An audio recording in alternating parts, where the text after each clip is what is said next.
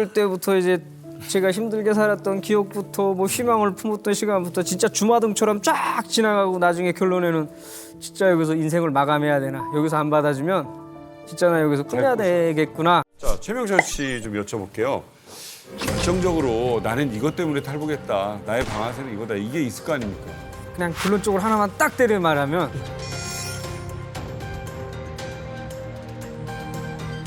이만갑 때문인 것 같습니다. 이만갑 때문인 것 같습니다. 진짜로요? 외국 친구들이 이제 유튜브를 보는 방법을 알려줬어요. 구글링 하다가 이제 보니까 이제 그 알고리즘이 그걸 찾아주더라고요. 이렇게 줘가지고 이제 북한 관련을 자꾸 보니까. 예, 계속 보고 나니까 이만갑이 뜨는 거예요. 막 뜨면서 이제 엄청 충격받았죠, 보면서.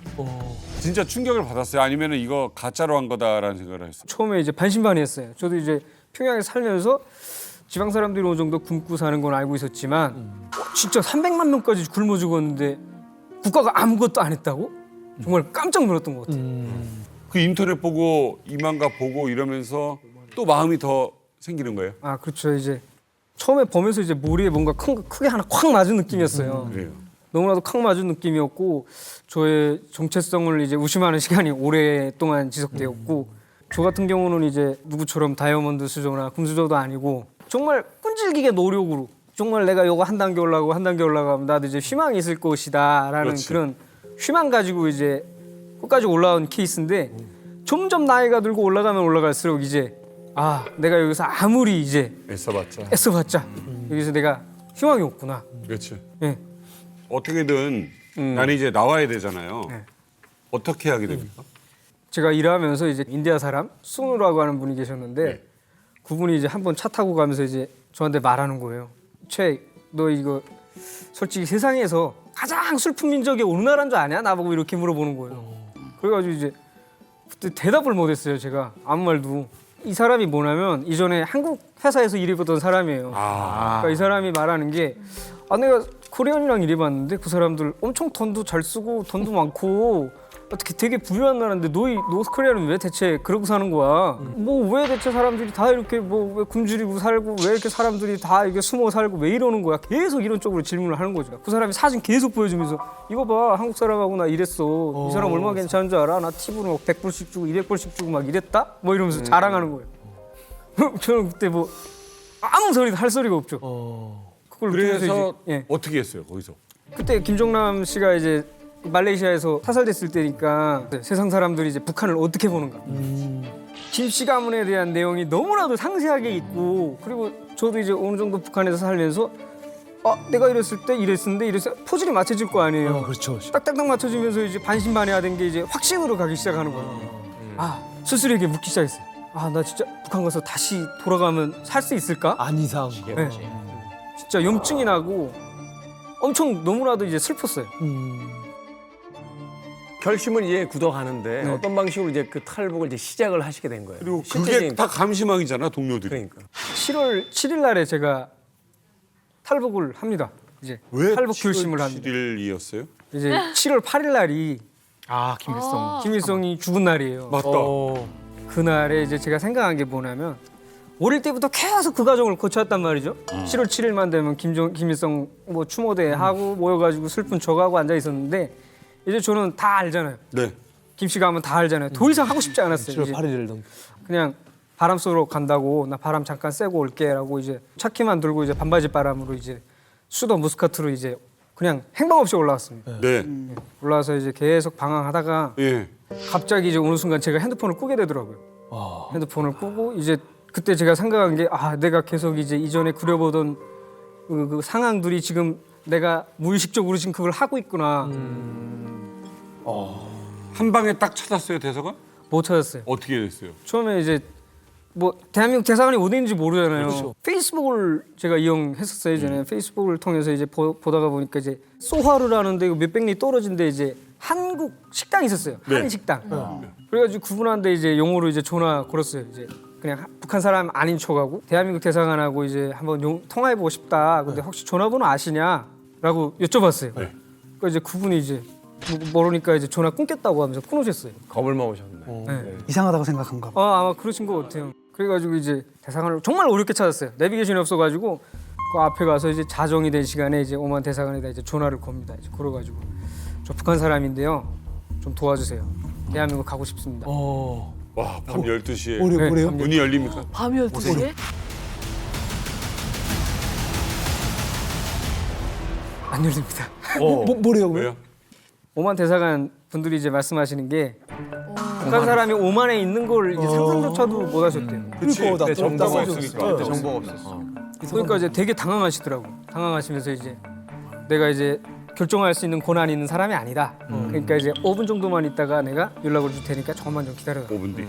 그래가지고 이제 5분 정도 기다렸죠. 엄청 많은 생각을 하면서 진짜 5분 얼마나 길어? 어릴 때부터 이제 제가 힘들게 살았던 기억부터 뭐 희망을 품었던 시간부터 진짜 주마등처럼 쫙 지나가고 나중에 결론에는 진짜 여기서 인생을 마감해야 되나, 여기서 안 받아주면 진짜 나 여기서 끝내야 되겠구나, 정말 혹시나 여기서 정말 죽을 수도 있겠구나라는 생각을 그때 했던 것 같아요.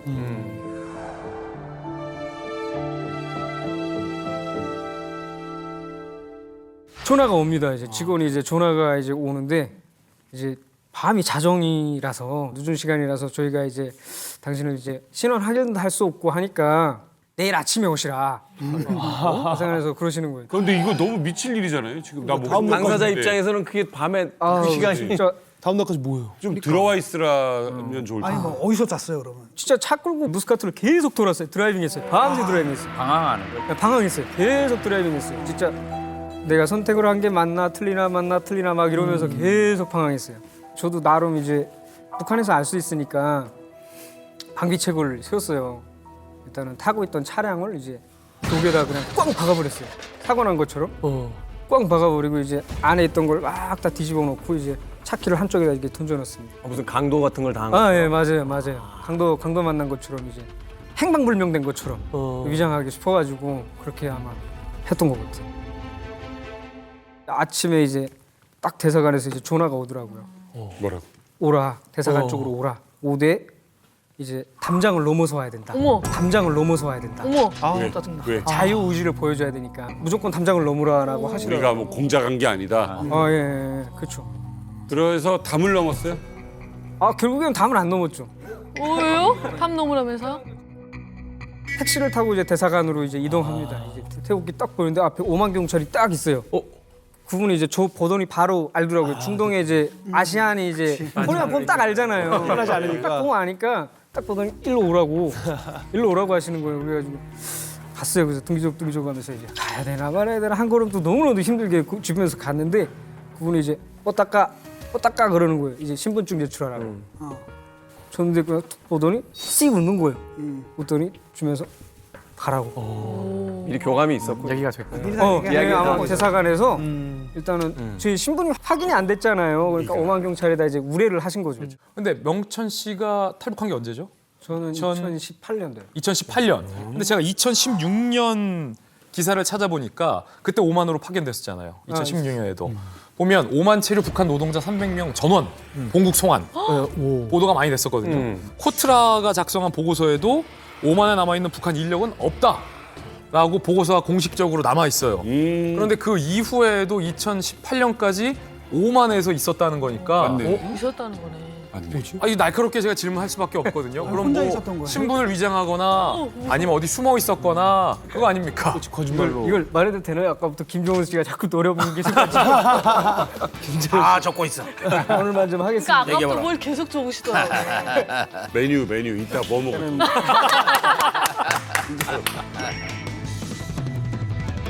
사실 이제 제가 처음 나갔을 때 대부분 이제 계약 문건은 다 평양건설총회사라는 명칭으로 계약을 맺고 있었어요. 네. 근데 이제 저희가 이제 나가기 전부터 대북 제재가 이제 강화되기 시작했을 때고 그러다 보니까 이제 북한 회사들은 이제 쿠웨이트나 카타르, 중동에 있는 사람들 다 지금 북한으로 지금 송환되고 있었어요. 카타르. 그러니까 이제 북한 사람들이 이제 저희 회사에 이제 아랍어를 엄청 잘하는 분이 안 계셨어요. 원주민하고 이제 대화하면 정말 코리안이 맞나 이제 여기서 원래 태어난 사람 아니야 이 정도로 엄청 잘하는 분이 계셨는데 그분이 이제 거기서 영향력 있는 이제 오만 원주민을 퍼서 가신 거죠. 그래서 이제 우리가 이제 수익을 내면 담보금 뭐 이런 식으로 해가지고 수익의 7%를 너에게 주겠다. 이렇게 주겠으니까 그 사람 이름으로 된 와하탈 에마르트라는 오만 법인 회사를 이제 설립합니다. 설립을 하고 그 사람이 이제 다국적 회사들하고 무슨 계약을 할 때마다 그 사람이 하는 거예요. 그러니까 코리아는 바꿔서 달았고. 네, 그렇죠. 지사장을 세우고. 그렇죠. 코리아는 있지만 더 이상 이제 저희는 평양건설 총회사 사람이 아닌 거죠. 그냥 오만 회사의 직원일 뿐이었어요. 영역 직원으로 돼 있는 네, 거예요. 그렇게 돼 있는 거예요. 그럼 그때 당시 와핫 알 에미레이트. 에미레트에 있는 북한 직원들은 그대로였어요? 네, 그대로 있었어요. 야, 그럼 우리 코트라가 속은 거네. 대박. 커트라고 속은 거죠. 그대로 있는데. 이거는 사실 오늘 이만갑에서 제가 처음 듣는 얘기라. 와 신기해. 제재가 좀 더 강화되면 강화될수록 이제 북한 사람들은 고개 나가서 이제 예. 먼저 말해주는 게 있어요. 이 회사는 이제 김정일이가 김정은한테 이제 정권을 넘겨줄 때 몇 개라고 적어둔 게 있으니까 너희들이 여기서 하나도 없애면 안 된다. 최대한으로 지켜야 된다. 이게 있어요. 그렇기 때문에 이제 북한 사람들이 최대한 정말 자기 목숨이 걸린 문제이기도 하거든요. 나가서 이제 엄청난 이제 연구를 하고 방법을 더 찾아내고 있어요. 이게 제재를 해도 제재를 피해가는 방법을 아, 예, 그쵸. 만들어내거든요. 그럼에도 불구하고 비용은 드는 거야. 왜냐하면 지금도 한 7%는 떼줘야 되는 거죠. 최소한. 그러니까 유령이네요. 유령 회사로 봐야죠. 그렇죠? 유령 회사의 유령처럼 근무하는 형태로 놔둔 그렇게 거죠. 봐야죠. 저는 이제 중동에서 있을 때 외국 친구들이 와가지고 이제 카메라를 들거나 하면 대부분 다 도망쳐 다녔어요. 피해 다녔어요. 왜냐면 혹시라도 이제 언론에 잡히거나 뭐 이렇게 되면 문제가 있기 때문에 그래서 대부분 이제 저희가 작업하는 현장에 누가 이제 차를 세워놓고 이 작업하네 좀 한번 봐야겠다 배워야겠다 해서 카메라를 대면 무조건 막았어요. 촬영하지 말라고. 언제 처음으로 마음이 좀 편안해졌어요? 대한민국에 와서도 몇 년 동안은 제가 되게 힘든 시간을 보냈어요. 그랬을 것 같아요. 힘든 시간을 보내면서 이제 저 나름의 이제 생각을 정리할 시간이 필요했고 정말 시간이 모든 걸 다 해결해 준다는 게 그게 맞는 소리인 것 같아요. 어느 정도 이제 지나면서 저도 이제 대한민국 뭐 국민으로서 이렇게 살아가면서 이거 생활에 치여보고 뭘 이렇게 하면서 살다 보니까 자연스럽게 어느 순간 이제 마음이 치유가 됐던 것 같아요. 여기 온 이후로 이 가족들하고 연락을 좀 하신 적은 있나요? 여러 번 시도를 해봤어요. 그냥 이제 어떻게 지내고 계신다라는 소식을 들은 건 한 번이고요. 일단은 저희 같은 건 이제 한국에서 편안하게 앉아서 전화를 받지만 어머니가 이제 평양에서 이제 지방으로 내려가시려면 이제 감시를 하고 있으니까 보위부에서 아마 24시간 보위부 감시를 하고 있을 거예요 아마.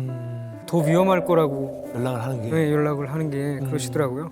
뭐 아까 한 번 연락을 하셨다라고 했는데 굉장히 운이 좋은 것 같고 저는 한국에 온 지 11년 동안 아직 한 번도 연락을 받지 못했습니다.